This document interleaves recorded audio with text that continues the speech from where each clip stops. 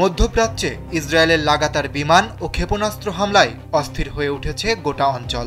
ফিলিস্তিনের পর Iran, Syria, Lebanon, Tunisia, Yemen এমনকি কাতারও এই হামলার শিকার। এতদিন অবরুদ্ধ গাজায় অভিযান চালালেও এবার এর বিস্তৃতি ঘটাচ্ছেন নেতানিয়াহু।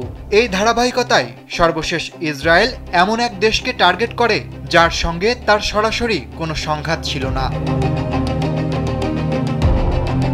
ইসরায়েলি ক্ষেপণাস্ত্রের আঘাতে হঠাৎই কেঁপে ওঠে দোহার আকাশ।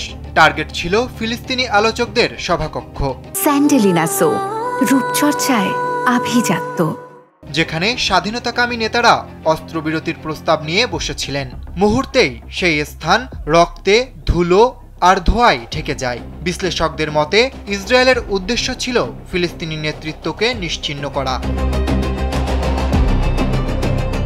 দোহায় হামলার পর ক্ষোভ ছড়িয়ে পড়ে আরব ও মুসলিম দেশগুলোতে।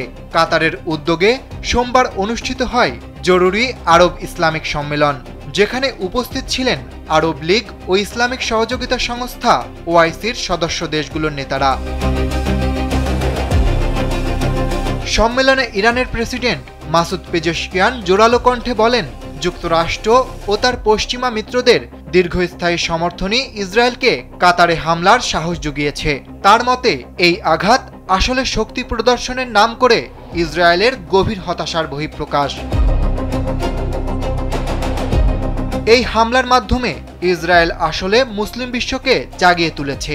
গাজা, লেবানন, কাতার ও ইরানের ধ্বংসস্তূপ থেকেই একদিন নতুন বিশ্ব ব্যবস্থা জন্ম নেবে।